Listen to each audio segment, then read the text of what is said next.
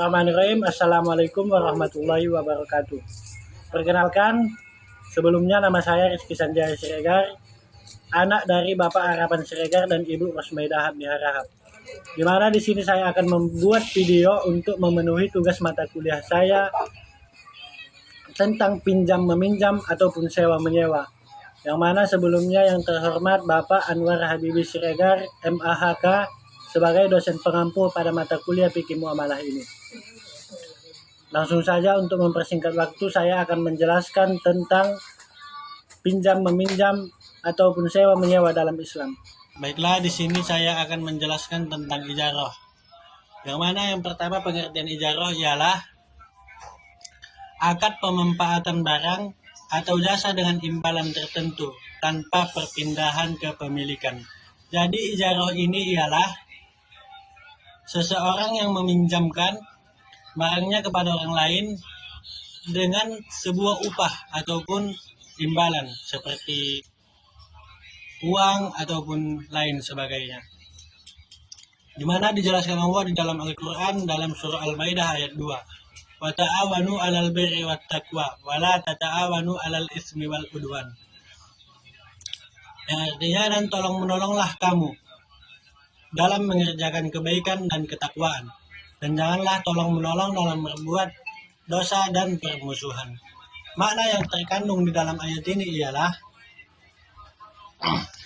ijarah merupakan bentuk kerjasama yang halal selama dilakukan secara adil, transparan, dan tidak mengandung unsur yang dilarang syariat. Jadi ijarah yang sah, supaya ijarah itu dikatakan sah sesuai dengan ayat yang telah saya bacakan tadi, ijarah itu, akad itu harus dilakukan secara transparan, tanpa ada kebohongan, tanpa ada yang disembunyi-sembunyikan dari barang maupun upah ataupun gaji yang telah disepakati pada awalnya. Baiklah, di sini saya akan menjelaskan yang kedua, yaitu tentang rukun dan syarat ijarah. Yang pertama yaitu pihak yang berakad. Jadi kedua belah pihak harus baligh, harus sama-sama baligh. Dan yang meminjam dan yang dipinjam harus sama-sama berakal dan melakukan akad di atas dasar kerelaan tanpa paksaan. Jadi rukun dari ijarah ialah kedua belah pihak ataupun yang dipinjam harus rela tanpa ada paksaan ataupun unsur lainnya. Yang kedua, sirot. Apa itu sirot? Sirot adalah kesepakatan antara kedua pihak, dapat dilakukan secara lisan maupun tulisan. Jadi sirot ini maksudnya, rukun yang kedua dalam ijarah ini adalah kesepakatan yang tertulis ataupun yang diucapkan secara langsung oleh yang meminjam dan yang dipinjam. Contohnya seperti menulis kertas di atas materai ataupun tanda tangan di atas materai. Jadi kesepakatan itu ditulis di atas kertas, lalu ditandatangani di atas materai. Yang meminjam dan yang dipinjam harus menandatangani keduanya. Yang ketiga, rukun dari ijarah ialah manfaat barang atau jasa. Jadi, kita meminjamkan atau menyewakan barang kita kepada orang lain, kita harus tahu manfaat ataupun apa yang akan dilakukan jika kita meminjamkan barang tersebut. Jikalau kita meminjamkan untuk kebaikan, contohnya seperti untuk melihat orang meninggal ataupun pergi ke masjid, maka itu boleh dilakukan dalam ijarah tersebut. Yang keempat ialah ujrah atau biaya sewa.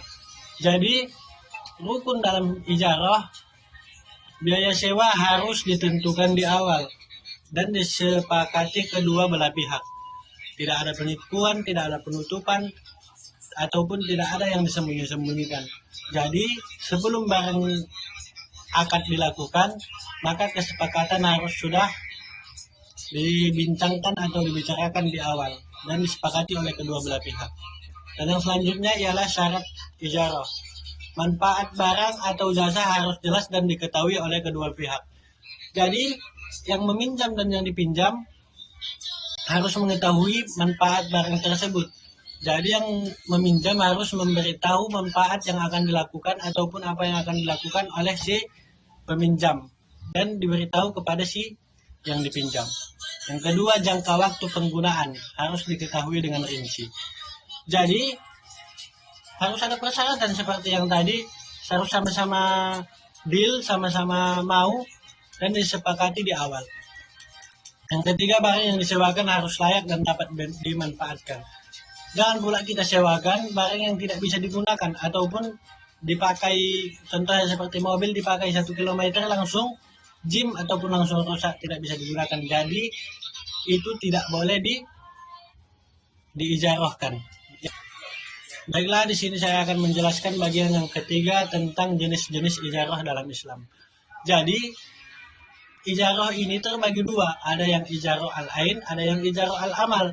Ijarah al-ain, ijarah barang. Ijarah al-amal adalah jasa atau tenaga.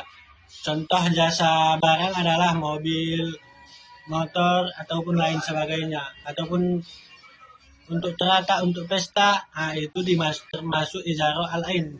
Sedangkan ijarah al-amal, jasa ataupun tenaga. Contohnya seperti guru les, tukang bangunan, supir, tenaga kebersihan. Contohnya guru les, kita kan memanggil guru les, jadi jasa dia kita pakai untuk mengajari anak-anak kita ataupun kerabat-kerabat kita. Maka setelah dia mengajari anak kita ataupun kerabat kita, kita memberikan upah berupa gaji ataupun berupa uang. Itulah yang disebut dengan ijarah al-amal ataupun ijarah jasa ataupun tenaga.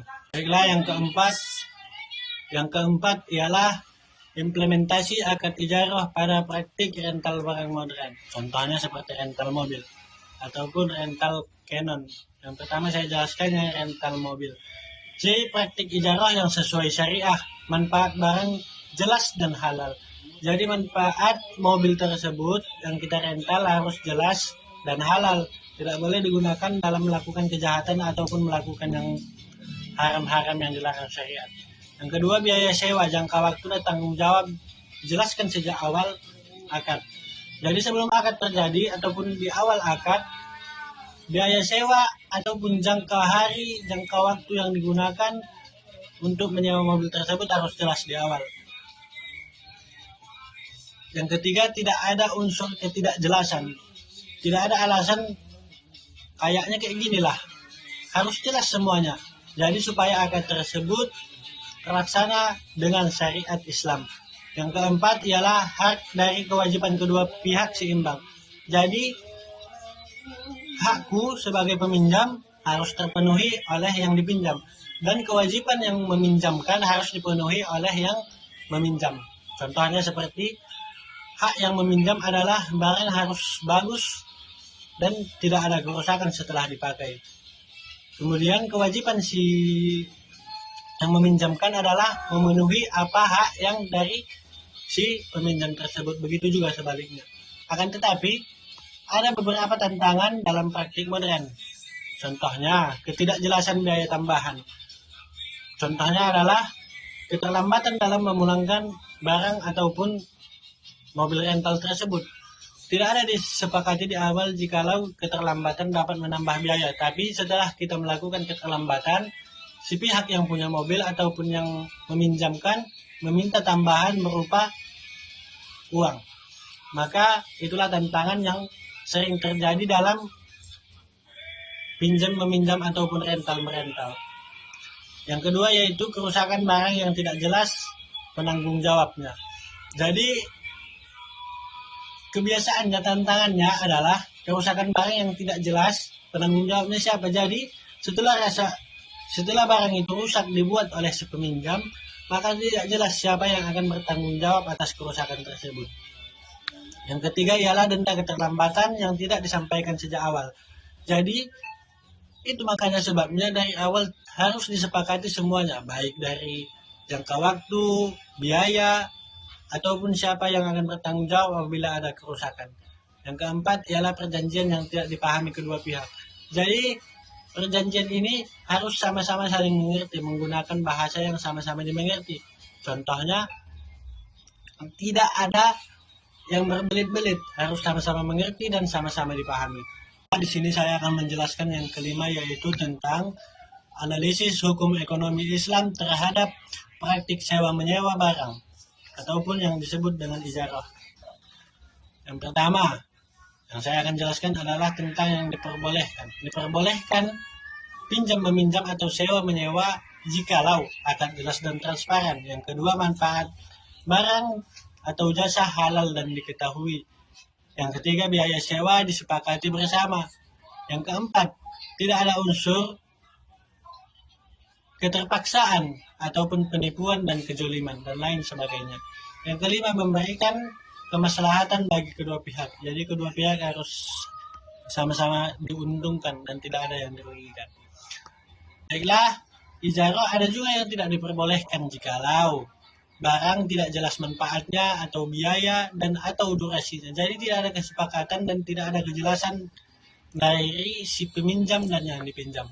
Yang kedua, ada unsur kepaksaan atau ketidakrelaan. Jadi tidak diperbolehkan jikalau pekerjaan itu ada keterpaksaan dari pihak manapun. Yang ketiga, mengandung unsur penipuan atau riba. Tidak boleh dilakukan pinjam-meminjam ataupun menyewa jikalau di dalamnya ada penipuan ataupun keribaan. Yang keempat ialah merugikan salah satu pihak. Jadi kedua pihak harus sama-sama merasa diuntungkan, sama-sama mendapatkan apa yang mereka inginkan. Si peminjam dapat meminjam barang yang ia perlukan dan yang meminjamkan mendapat upah dari si peminjam. Baiklah, cukup sekianlah yang dapat saya sampaikan tentang masalah minjam-meminjam ataupun sewa-menyewa dalam fikih muamalah yang telah kami pelajari. Cukup sekian. Sebelumnya saya sampaikan permohonan maaf saya jikalau ada kesalahpahaman ataupun salah penyampaian saya, karena di sini saya masih dalam pembelajaran. Sekian, saya ucapkan terima kasih. Assalamualaikum warahmatullahi wabarakatuh. Audio Jungle.